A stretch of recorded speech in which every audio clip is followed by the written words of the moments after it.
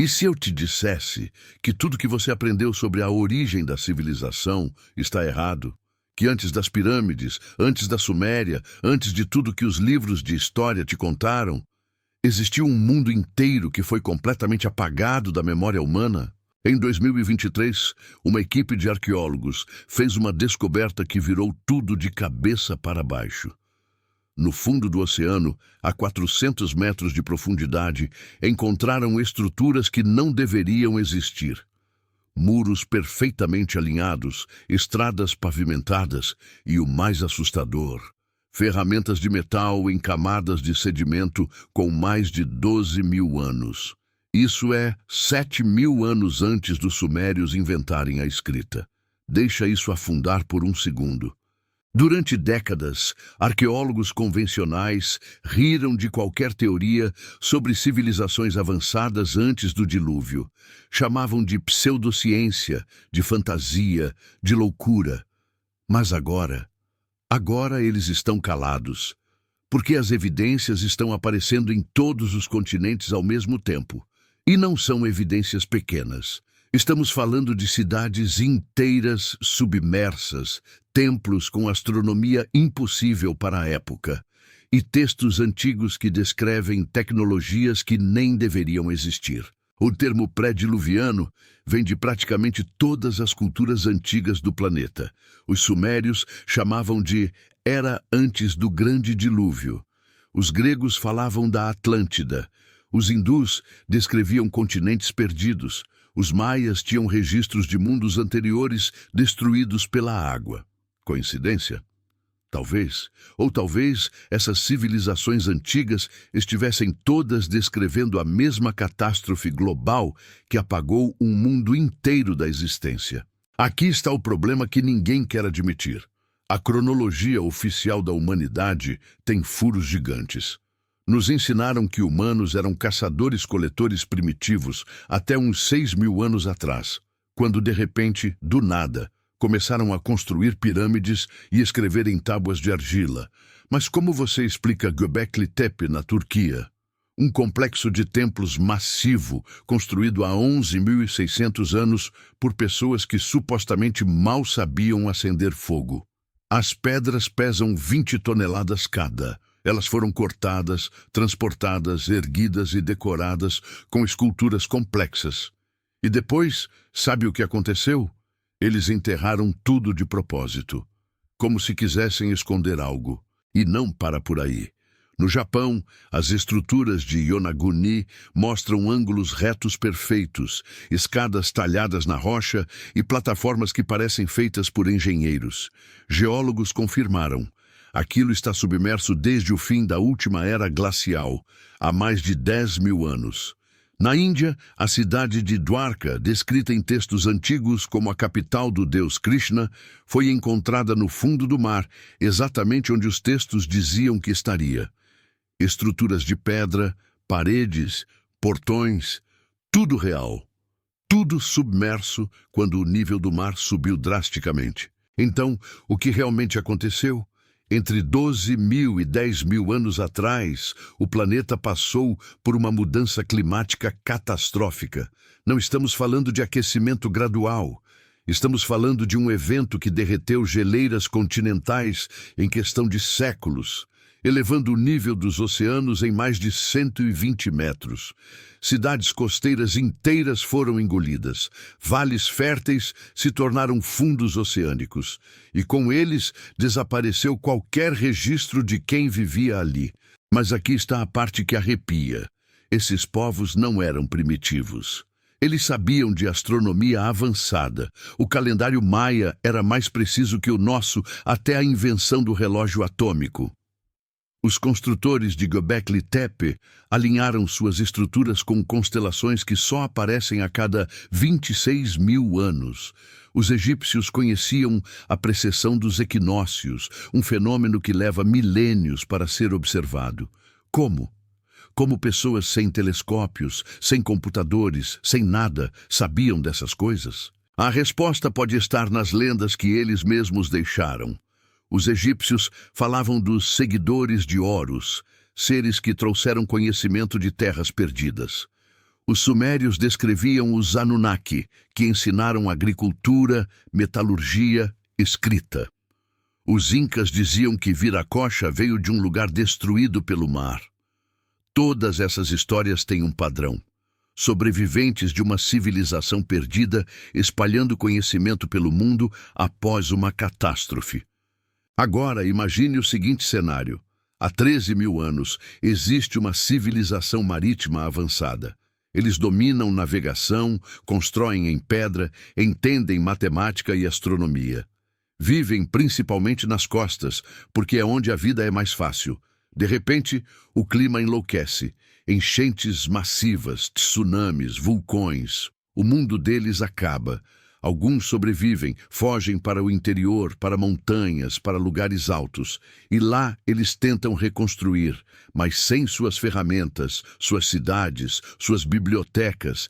Eles precisam começar quase do zero, mas não completamente do zero. Eles ainda têm o conhecimento. E esse conhecimento é o que vemos nas primeiras civilizações históricas, surgindo do nada, já prontas, já avançadas. É por isso que as pirâmides do Egito, as da China, as do México, todas aparecem praticamente ao mesmo tempo na história. Não porque diferentes povos primitivos tiveram a mesma ideia do nada, mas porque todos foram ensinados pelos mesmos sobreviventes do mundo antigo. As evidências físicas estão se acumulando tão rápido que os arqueólogos tradicionais não conseguem mais ignorar. Em 2019, pesquisadores marinhos mapearam o fundo do mar Mediterrâneo usando sonar de alta resolução. O que encontraram foi perturbador. Uma rede de estruturas retangulares conectadas por o que parecem ser estradas, todas a mais de 300 metros de profundidade. A idade estimada, entre 9.000 e 12.000 anos. Isso coloca essas estruturas na mesma época do suposto dilúvio global que todas as culturas antigas descrevem. Mas tem mais. Na costa da Índia, perto de Gujarat, arqueólogos marinhos descobriram restos de uma cidade que se estende por quase 9 quilômetros quadrados no fundo do oceano.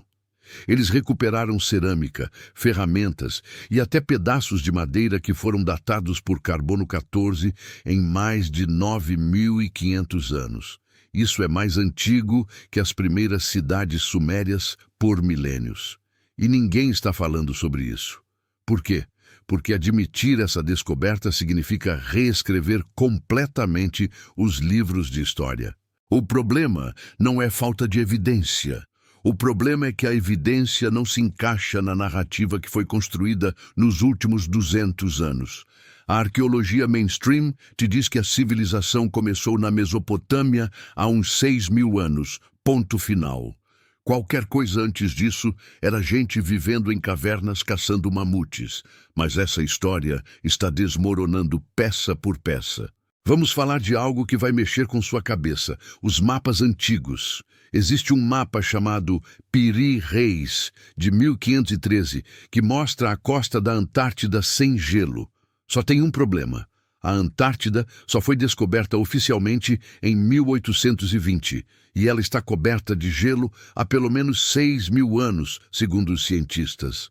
Então, como um almirante turco do século XVI tinha um mapa mostrando o litoral da Antártida que está escondido debaixo de quilômetros de gelo?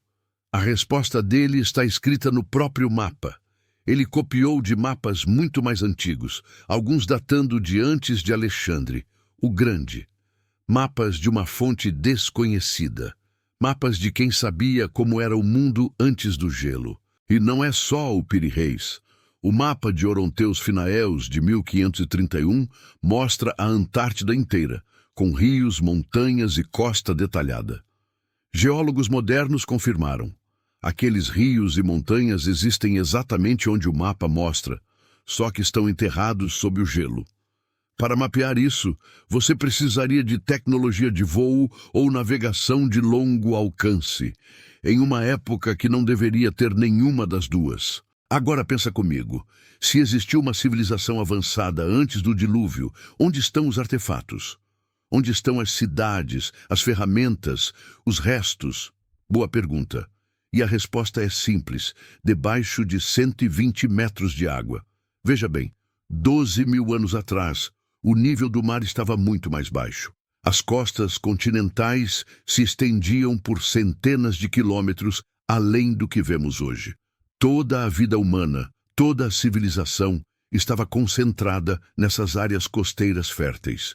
E quando o gelo derreteu, tudo foi engolido. A maioria das evidências de qualquer civilização pré-diluviana está agora no fundo do oceano, coberta de sedimento, em lugares que mal começamos a explorar. Mas alguns lugares escaparam, lugares altos, lugares protegidos, e é nesses lugares que encontramos as anomalias mais perturbadoras. Pumapunku, na Bolívia, tem blocos de pedra cortados com uma precisão que engenheiros modernos têm dificuldade de replicar. Cortes em ângulos perfeitos de 90 graus, superfícies planas dentro de frações de milímetro, furos perfeitamente cilíndricos, e essas pedras são de diorito, uma das rochas mais duras do planeta. Você não consegue cortar diorito com ferramentas de bronze ou cobre. Você precisa de algo muito mais resistente, mas segundo a história oficial, essas pessoas não tinham nem a roda. No Egito, antes das pirâmides, existem estruturas ainda mais impressionantes que ninguém consegue explicar. O Osiraion, em Abidos, é feito de blocos de granito de 100 toneladas encaixados sem argamassa. As marcas nas pedras mostram um tipo de corte que não corresponde a nenhuma ferramenta conhecida do Egito Antigo. E quando perguntam aos egiptólogos sobre isso, eles dizem que foi construído na mesma época das pirâmides. Mas a análise geológica das marcas de erosão conta outra história. Aquelas pedras foram expostas à água corrente por milhares de anos a mais do que a cronologia oficial permite. Aliás, falando em água, vamos conversar sobre a esfinge. Por décadas, geólogos independentes vêm dizendo que os padrões de erosão na esfinge não são de vento e areia, mas de água, chuva pesada e prolongada. O tipo de chuva que não cai no Egito há pelo menos 9 mil anos. A última vez que aquela região teve chuva suficiente para causar esse tipo de erosão foi no fim da era glacial, quando o Saara ainda era verde. Isso colocaria a esfinge milhares de anos antes do faraó que supostamente a construiu. E os arqueólogos oficiais simplesmente se recusam a discutir isso. Você está começando a ver o padrão? Em todo o mundo, em todos os continentes, existem estruturas megalíticas que desafiam a cronologia oficial. Estruturas que exigem conhecimento de engenharia, astronomia, matemática e geologia que não deveria existir na época. E todas elas têm algo em comum. Foram construídas logo após o período do Grande Dilúvio, usando técnicas que depois foram perdidas. É como se houvesse uma corrida contra o tempo, sobreviventes de um mundo perdido, tentando preservar o máximo de conhecimento possível antes que fosse tarde demais. Eles construíram em pedra porque sabiam que madeira, papel, metal, tudo isso apodrece com o tempo. Mas pedra permanece, e eles codificaram seu conhecimento nessas estruturas. As proporções das pirâmides contêm constantes matemáticas como π e φ. Os alinhamentos astronômicos marcam eventos celestes de ciclos de milhares de anos. Essas não são tumbas, são cápsulas do tempo, mensagens de um mundo perdido para o futuro. E talvez a mensagem mais importante seja esta: isso já aconteceu antes e pode acontecer de novo. Então, o que realmente causou esse cataclismo global que apagou uma civilização inteira? Durante anos, cientistas descartaram a ideia de um dilúvio universal como mito religioso. Mas nas últimas 2 décadas, a evidência geológica forçou até os mais céticos a reconsiderarem. E o que descobriram é muito mais aterrorizante do que qualquer lenda antiga. Entre 12.900 e 11.600 anos atrás, a Terra passou pelo que cientistas chamam de Dryas recente, um período de resfriamento repentino e catastrófico que interrompeu o fim da era glacial. As temperaturas despencaram de volta aos níveis glaciais em questão de décadas. Geleiras que estavam derretendo congelaram de novo. E então, 1.300 anos depois, tudo derreteu de uma vez. Mas o que causou isso? A teoria mais aceita agora é absolutamente assustadora: um impacto de cometa. Em 2007, cientistas apresentaram evidências de que fragmentos de um cometa massivo atingiram a Terra há cerca de 12.800 anos.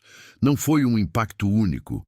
Foi uma chuva de fragmentos atingindo vários pontos do hemisfério norte ao mesmo tempo: Groenlândia, América do Norte, Europa, Ásia. As evidências estão em uma camada negra de sedimento encontrada em centenas de locais ao redor do mundo, contendo nanodiamantes, esférulas magnéticas e irídium, todos indicadores de impacto cósmico. Essa camada marca exatamente o início do Dryas recente. Imagine o caos: bolas de fogo cruzando o céu, impactos massivos vaporizando geleiras instantaneamente, tsunamis de centenas de metros de altura varrendo continentes, incêndios florestais cobrindo metade do planeta e, pior, todo aquele gelo derretido de uma vez liberou bilhões de toneladas de água doce nos oceanos, perturbando as correntes oceânicas e causando mudanças climáticas brutais. Qualquer civilização costeira, qualquer cidade portuária, qualquer centro de comércio, tudo simplesmente desapareceu sob as ondas. E aqui está o mais perturbador: povos antigos do mundo inteiro descrevem exatamente isso. Os sumérios falam de 7 sábios que vieram antes do dilúvio e ensinaram toda a civilização. Depois da grande inundação, esses sábios desapareceram, mas seu conhecimento permaneceu. Platão descreveu a Atlântida sendo destruída em um dia e uma noite por terremotos e inundações. Os textos hindus falam de Kumari-Kandam, um continente que afundou no oceano. Os aborígenes australianos têm histórias orais de quando você podia andar até a Tasmânia, antes que o mar a separasse do continente. Isso realmente aconteceu, cerca de 12.000 anos atrás. Mas não acredite só nas lendas. A ciência moderna confirma: o nível do mar subiu mais de 120 metros desde o fim da última era glacial. Isso não aconteceu gradualmente. Houve pelo menos 3 pulsos massivos de derretimento. O maior deles, chamado de Pulso de Derretimento 1B, aconteceu há cerca de 11.300 anos e elevou o nível do mar em 28 metros em menos de 500 anos. Para você ter uma ideia, isso é 5 centímetros por ano. Não parece muito, mas pense: a cada ano a água avançava 50 metros para dentro do continente em áreas planas. Cidades inteiras tinham que ser abandonadas a cada geração. Se havia uma civilização marítima avançada naquela época, e todas as evidências sugerem que havia, ela foi completamente aniquilada. Seus portos, seus centros de comércio, suas bibliotecas, tudo debaixo d'água. Os únicos sobreviventes seriam aqueles que viviam em terras altas ou que conseguiram fugir a tempo. E esses sobreviventes se tornaram as figuras lendárias que aparecem em todas as mitologias antigas. Os deuses civilizadores, os portadores de conhecimento, os professores misteriosos que chegaram de terras perdidas. Veja o padrão. No Egito, Thoth trouxe escrita e conhecimento. Na Mesopotâmia, Oannes emergiu do mar para ensinar agricultura e astronomia. No México, Quetzalcoatl veio de uma terra no leste destruída por inundações. Na América do Sul, Viracocha cruzou o oceano após uma grande catástrofe. Todos eles descritos como tendo pele clara, barbas longas e conhecimento avançado. Todos aparecem logo após o período do dilúvio. Coincidência? Ou memória histórica real de refugiados de uma civilização perdida? E tem um detalhe que a maioria das pessoas não percebe. As primeiras civilizações históricas não evoluíram gradualmente. Elas aparecem já prontas, já avançadas. Os sumérios não desenvolveram a escrita ao longo de séculos. Ela simplesmente aparece, totalmente formada.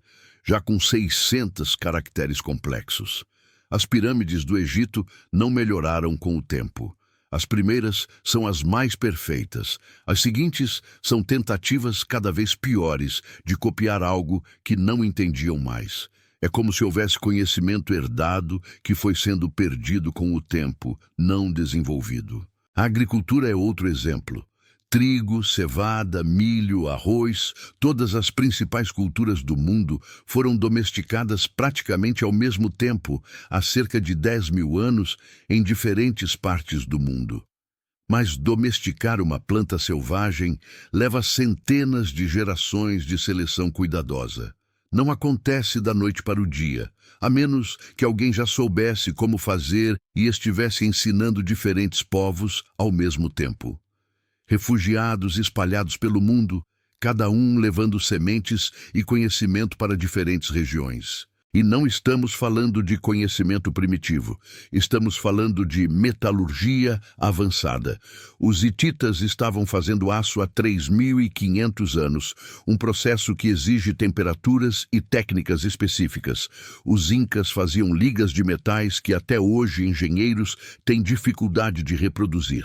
No Iraque, arqueólogos encontraram o que parece ser uma bateria elétrica rudimentar de 2.000 anos atrás.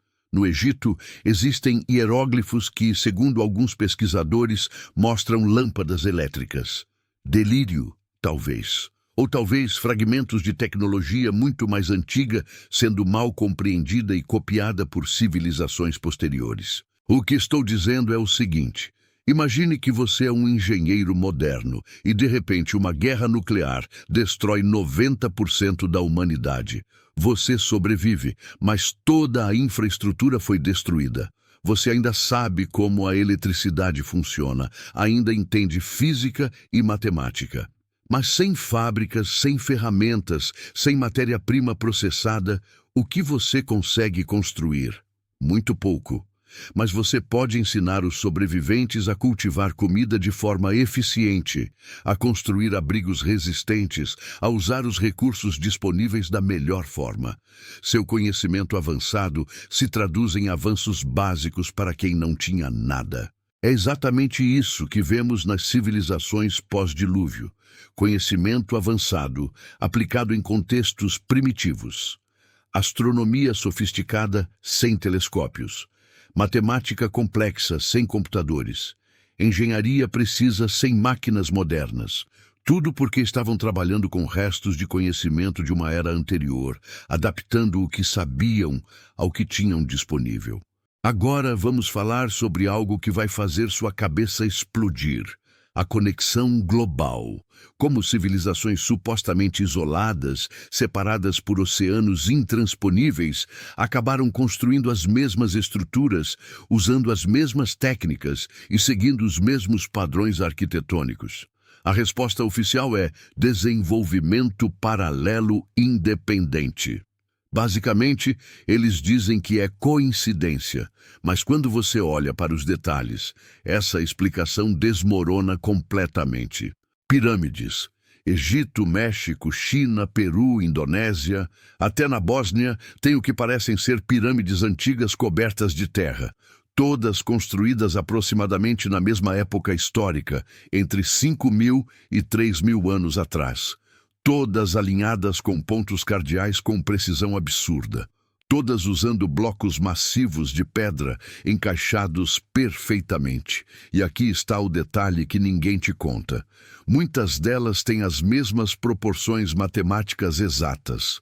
A Grande Pirâmide do Egito e a Pirâmide do Sol, no México, compartilham relações geométricas idênticas. Como? Mas fica melhor. Existem símbolos e padrões decorativos que aparecem em culturas que nunca deveriam ter tido contato. O símbolo da suástica, por exemplo, aparece em templos hindus, em artefatos nativos americanos, em ruínas gregas, em arte japonesa antiga. Não estou falando do símbolo nazista, mas do símbolo ancestral, que representa o sol e o ciclo eterno. Ele está literalmente em todos os continentes, sempre com o mesmo significado. Coincidência ou herança de uma cultura mãe global? A serpente emplumada é outro exemplo perturbador. No México, eles chamam de Quetzalcoatl, na América do Sul, Kukulkan.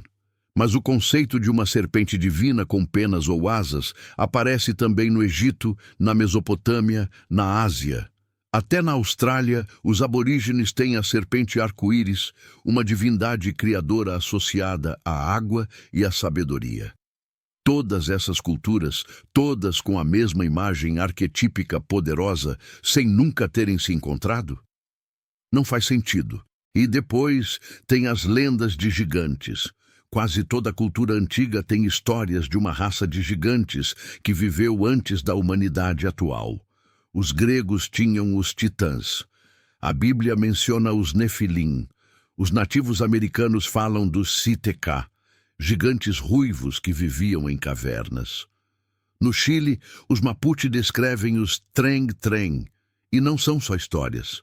Arqueólogos encontraram esqueletos anormalmente grandes em diversos locais, sempre rapidamente recolhidos e nunca mais vistos. Por quê? Porque não se encaixam na narrativa aceita. Mas vamos ao ponto crucial: navegação oceânica. A história oficial te diz que humanos antigos não conseguiam cruzar oceanos, que eles ficavam presos em seus continentes até a era dos descobrimentos. Mentira comprovada. Cocaína e nicotina, plantas que só existem nas Américas, foram encontradas em múmias egípcias. Isso foi testado e retestado. É real. Batata doce, nativa da América do Sul, estava sendo cultivada na Polinésia milhares de anos antes de Colombo. DNA de galinhas polinésias foi encontrado em sítios pré-colombianos no Chile. A evidência de contato transoceânico antigo é esmagadora. E não estamos falando de algumas jangadas sortudas. Estamos falando de comércio estabelecido, rotas conhecidas, intercâmbio cultural deliberado. Os fenícios, há 3.000 anos, definitivamente tinham a capacidade de cruzar o Atlântico. Inscrições fenícias foram encontradas em cavernas no Brasil e nos Estados Unidos. Mas mesmo antes deles, alguém estava navegando. Porque como mais você explica mapas antigos mostrando continentes que não deveriam ser conhecidos? E aqui entra a parte que conecta tudo. E se a civilização pré-diluviana era uma civilização marítima global? Isso explicaria tudo. Por que estruturas similares aparecem em todos os continentes?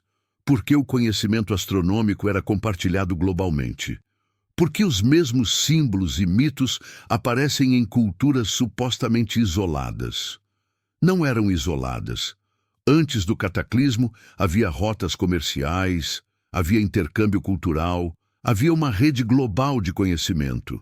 E quando o dilúvio veio, essa rede foi destruída, mas fragmentos dela sobreviveram em diferentes regiões. Pensa assim, você tem uma civilização avançada que domina os oceanos. Eles têm colônias e portos em todos os continentes.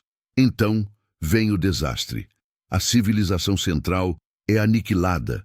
Está debaixo do mar agora, mas as colônias sobrevivem, isoladas umas das outras pela destruição das rotas marítimas e pela elevação do nível do mar. Cada uma dessas colônias tenta preservar o que pode do conhecimento antigo, mas sem comunicação com as outras, cada uma desenvolve sua própria versão da história. Com o tempo, a origem comum é esquecida, vira mito, vira lenda, mas os ecos permanecem. As pirâmides, os símbolos, as técnicas de construção, as histórias de deuses civilizadores. E existem lugares que podem ter sido parte dessa rede global. A Ilha de Páscoa, por exemplo, está literalmente no meio do nada, a milhares de quilômetros de qualquer continente. Mas alguém chegou lá, esculpiu centenas de estátuas gigantes de pedra e desenvolveu um sistema de escrita único. De onde veio esse povo? Como chegaram em uma ilha tão isolada? E por que suas estátuas olham para o mar como se estivessem esperando alguém que nunca mais voltou? Malta, no Mediterrâneo, tem templos megalíticos mais antigos que as pirâmides egípcias. Alguns têm mais de 5.500 anos, estruturas massivas feitas com blocos de 20 toneladas, com acústica interna sofisticada que amplifica certas frequências sonoras. Quem construiu isso? Para quê? E como uma ilha tão pequena tinha recursos e conhecimento para criar algo tão impressionante? Inham Madol, na Micronésia, é chamada de Veneza do Pacífico, uma cidade inteira construída sobre 92 ilhas artificiais feitas de blocos de basalto empilhados, alguns pesando 50 toneladas. As lendas locais dizem que foi construída por gêmeos divinos que faziam as pedras voar usando magia. Ridículo, certo? Mas então, como eles moveram essas pedras, a pedreira mais próxima fica em outra ilha. Eles transportaram milhares de toneladas de rocha através do oceano sem equipamento moderno e construíram uma cidade inteira que ainda está de pé 1000 anos depois. O padrão é claro. Ao redor do mundo inteiro, em ilhas remotas, em costas distantes, em montanhas isoladas, existem restos de algo muito maior. Pedaços de um quebra-cabeça global que foi despedaçado há 12.000 anos. E agora, finalmente, estamos começando a juntar as peças novamente. Não por causa da arqueologia tradicional, mas apesar dela. Porque arqueólogos independentes, geólogos, pesquisadores marinhos, até amadores com drones e sonar, estão encontrando evidências demais para ignorar. E agora, chegamos na parte mais controversa e mais fascinante de toda essa história: o conhecimento impossível. Como povos antigos sabiam coisas que eles não deveriam saber. E não estou falando de suposições ou interpretações vagas. Estou falando de fatos matemáticos e astronômicos precisos que aparecem em textos e estruturas antigas. Conhecimento que exigiria centenas ou milhares de anos de observação cuidadosa para ser descoberto. Vamos começar com a precessão dos equinócios. É um fenômeno onde o eixo de rotação da Terra balança lentamente, completando um ciclo a cada 25.920 anos. Isso faz com que as constelações que vemos no céu mudem gradualmente ao longo de milênios. Para perceber esse movimento, você precisaria fazer observações astronômicas por pelo menos 2.000 anos e comparar os dados. Os gregos descobriram isso oficialmente em 130 a.C., graças a Hiparco. Mas aqui está o problema. Os egípcios já sabiam disso milênios antes. Como sabemos? Porque codificaram esse conhecimento nas medidas e alinhamentos de suas estruturas. A Grande Pirâmide não está apenas alinhada perfeitamente com o norte verdadeiro. Ela também incorpora a razão π em suas proporções. A altura dividida pelo perímetro da base dá 3,14. A razão φ, o número áureo, também aparece repetidamente na estrutura. E aqui está o absurdo. Os gregos oficialmente descobriram π séculos depois das pirâmides serem construídas. Então, como os egípcios sabiam? A resposta oficial é que foi acidente, pura coincidência. Mas quando você tem meia dúzia de coincidências matemáticas na mesma estrutura, deixa de ser coincidência. Os maias tinham um calendário de precisão absurda. Eles calcularam o ano solar em 365,420 dias. O valor real é 365,422 dias. Eles erraram por apenas 17 segundos, sem telescópios, sem relógios atômicos, sem instrumentos de medição modernos. E não só isso, eles rastreavam os ciclos de Vênus com precisão de minutos ao longo de séculos. Por quê? Como? E mais importante, por que uma civilização da Idade da Pedra precisava de um calendário tão absurdamente preciso? E tem algo ainda mais perturbador nos registros maias. Eles falavam de ciclos de criação e destruição do mundo. Segundo eles, estamos vivendo no quinto mundo. Os 4 anteriores foram destruídos por cataclismos diferentes: fogo, vento, água e fome. E cada ciclo durava milhares de anos. De onde eles tiraram essa ideia? Por que tantas culturas antigas têm o conceito de mundos anteriores destruídos? Os hindus falam de 4 yugas, eras que terminam em destruição. Os Hopi nativos americanos falam de 3 mundos anteriores que foram aniquilados porque a humanidade se corrompeu. Memória cultural de eventos reais? Ou todas essas civilizações tiveram a mesma alucinação coletiva? Mas a coisa mais impossível de todas talvez seja o mapa de Zeno de 1380. Esse mapa mostra ilhas no Atlântico Norte com detalhes precisos, incluindo Friesland e outras terras que depois desapareceram ou foram cobertas pelo gelo. Mas aqui está o problema. Esse mapa afirma ser baseado em textos de Marcos Varro, um escritor romano de 100 a.C. Isso significa que romanos há 2000 anos tinham conhecimento detalhado de ilhas no Ártico que só foram redescobertas séculos depois. Como? E não podemos esquecer do mecanismo de Anticítera, encontrado em um naufrágio de 2000 anos, é um computador astronômico mecânico de uma complexidade que não foi igualada até os relógios europeus do século XVIII. Tinha mais de 30 engrenagens de bronze trabalhando juntas para prever eclipses, rastrear os ciclos olímpicos e mostrar as posições dos planetas. Quando foi descoberto, arqueólogos acharam que era impossível. Algo daquela complexidade não deveria existir na antiguidade. Mas existe. E isso levanta uma pergunta aterrorizante. O que mais existia que foi perdido? Textos sânscrito antigos da Índia descrevem vimanas, máquinas voadoras que participavam de guerras entre deuses. A descrição é específica demais para ser apenas fantasia. Eles falam de diferentes tipos de vimanas, combustíveis usados, manobras específicas. No Mahabharata, há descrições de armas que produzem bolas de fogo capazes de destruir cidades inteiras, deixando um cogumelo de fumaça subindo ao céu. Isso foi escrito há pelo menos 2500 anos. Como alguém naquela época descreveria uma explosão nuclear sem nunca ter visto uma? E tem mais. Em algumas ruínas antigas na Índia e no Paquistão, como Mohenjo-Daro, foram encontrados níveis de radiação anormalmente altos. Vidro fundido em pedras que só se forma em temperaturas extremas, como as de explosões nucleares. Esqueletos em posições que sugerem morte súbita e instantânea. Coincidência, geologia estranha ou evidência de algo que não queremos admitir? Olha, eu sei como isso soa. Parece teoria da conspiração, parece delírio. Mas aqui está a verdade.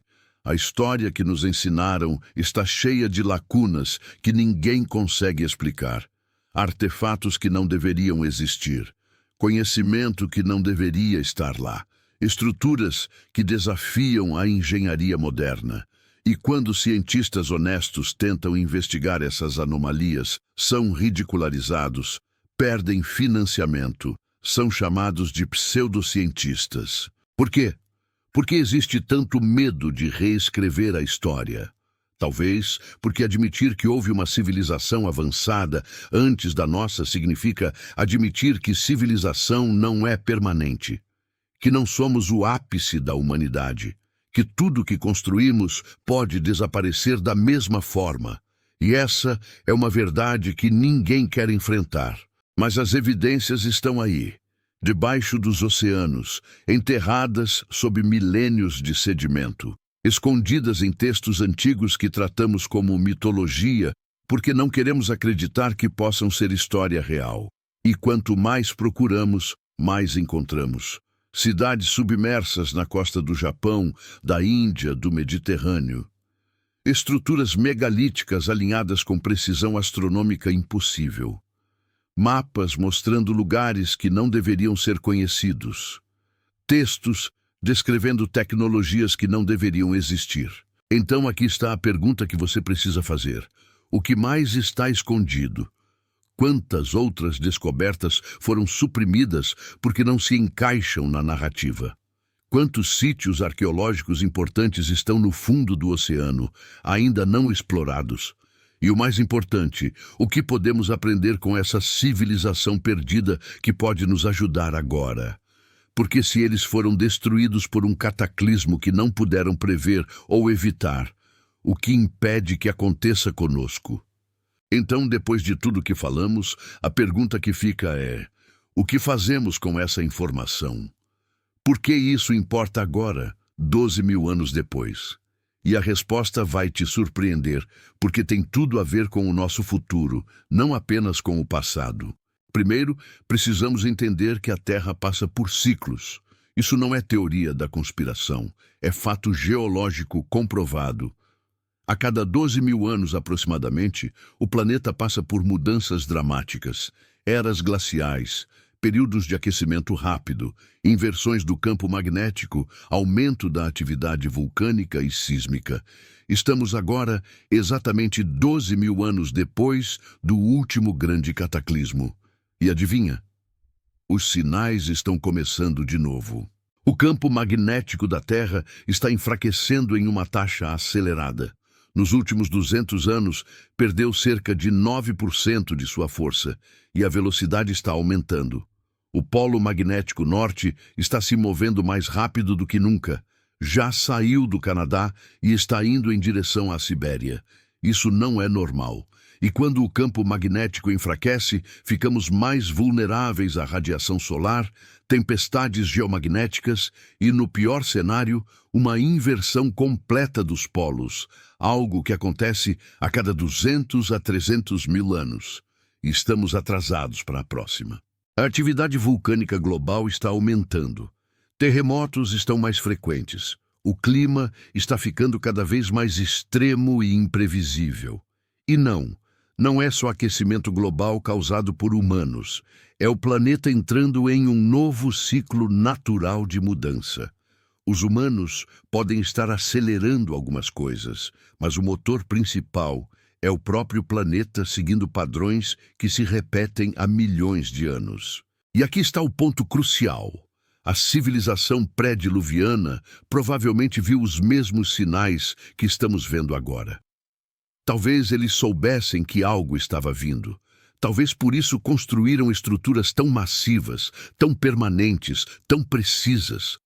Não eram templos ou tumbas, eram avisos. Cápsulas de tempo contendo conhecimento codificado para sobreviver ao que estava por vir. Eles estavam gritando através dos milênios: isso acontece, se preparem. E nós estamos preparados. Nossa civilização inteira depende de tecnologia frágil. Um pulso eletromagnético forte, como os causados por tempestades solares massivas, poderia fritar todos os sistemas elétricos do planeta em minutos. Sem eletricidade, sem internet, sem comunicação, sem transporte, sem produção de comida em massa. Em semanas, a civilização moderna entraria em colapso total. Somos infinitamente mais avançados tecnologicamente do que nossos ancestrais, mas também infinitamente mais vulneráveis. A civilização antiga construía em pedra porque pedra sobrevive. Nós construímos em concreto, vidro e metal que apodrecem em décadas. Eles gravavam conhecimento em granito que dura milênios. Nós armazenamos tudo digitalmente, em servidores que param de funcionar se a energia acabar. Se nossa civilização caísse amanhã, o que sobraria em 10.000 anos? Quase nada. Talvez algumas estruturas de pedra, algumas ferramentas de aço inoxidável enterradas. E futuras civilizações olhariam para nossos restos e diriam: não, eles eram primitivos, não conseguiam nem construir em pedra direito. Mas tem uma lição mais profunda aqui, e é sobre humildade. Durante séculos, pensamos que somos o ápice da humanidade, que ninguém antes de nós alcançou nosso nível. Mas quanto mais descobrimos, mais percebemos que talvez não sejamos os primeiros. Talvez sejamos apenas os mais recentes em uma longa linha de civilizações que sobem e caem como ondas. E essa percepção deveria nos assustar, mas também deveria nos inspirar. Porque se houve uma civilização avançada antes de nós, e ela foi destruída, mas deixou o conhecimento suficiente para que reconstruíssemos, então, talvez nosso dever não seja só sobreviver, mas também deixar algo para trás. Não apenas tecnologia ou prédios, mas sabedoria. Entendimento sobre os ciclos da Terra, avisos sobre o que pode acontecer. Conhecimento que possa ajudar quem vier depois de nós. As pirâmides ainda estão lá depois de milhares de anos. Göbekli Tepe sobreviveu enterrado por 11.000 anos. As estruturas megalíticas ao redor do mundo resistiram a terremotos, inundações, erosão. E todas elas carregam mensagens codificadas em matemática, astronomia, geometria. Mensagens que estamos apenas começando a decifrar. E talvez a mensagem mais importante seja simplesmente esta: nós existimos. Éramos avançados. Fomos destruídos. Aprendam com nossos erros. Então aqui está o que você precisa entender. Essa não é só uma história sobre o passado.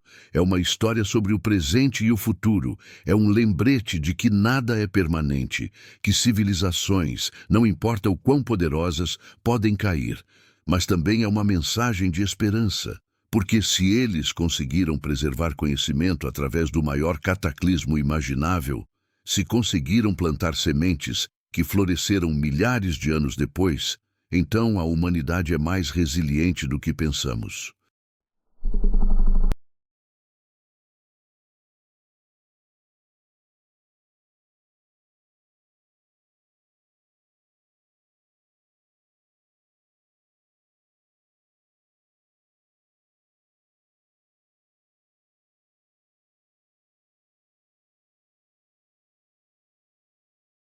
Os povos pré-diluvianos construíram o mundo.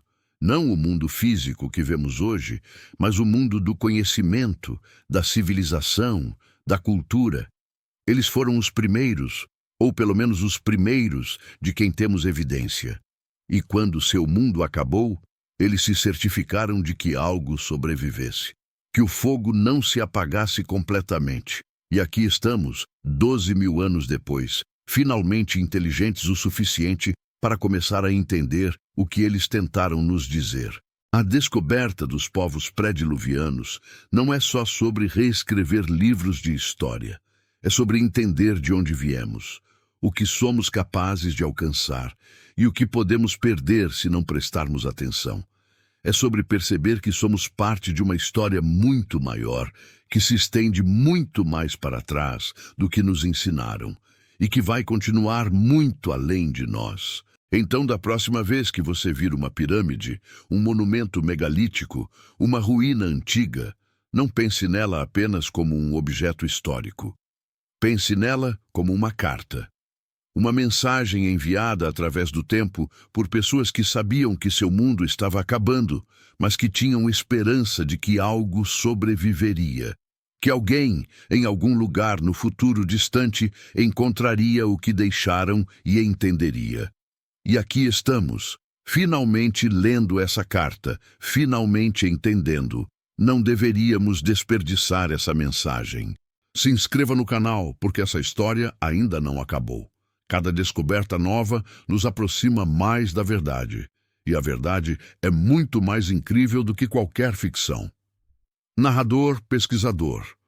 Homem, 35, 45 anos. Cabelo castanho, escuro, bagunçado, barba por fazer, olhos curiosos, expressão intensa, rosto levemente anguloso, veste casaco de couro marrom e camisa escura, semblante investigativo e cético. Equipe de arqueólogos, grupo misto 25, 50 anos, trajes de mergulho azul e preto, rostos tensos e sujos de sal, olhos arregalados de espanto, postura cansada, semblante de descoberta e incredulidade. Os antigos, civilização perdida. Homens e mulheres de pele bronzeada, cabelos escuros presos, roupas de linho branco e azul com adornos metálicos, rostos serenos e simétricos, olhos claros e sábios, semblante calmo e enigmático, idade indefinida. O sobrevivente, sábio do dilúvio. Ancião, 60 a 70 anos, longos cabelos prateados, barba fina, olhos profundos e tristes, túnica azul escura com símbolos dourados, expressão serena e melancólica, postura reta e digna.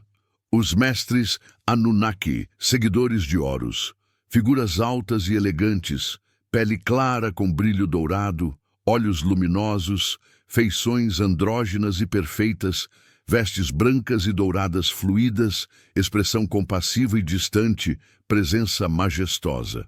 A catástrofe, entidade simbólica. Forma etérea gigante de água e fumaça, contornos indefinidos, tons azul escuro e cinza, olhos relampejantes, semblante impassível e destrutivo, aparência mutável e avassaladora.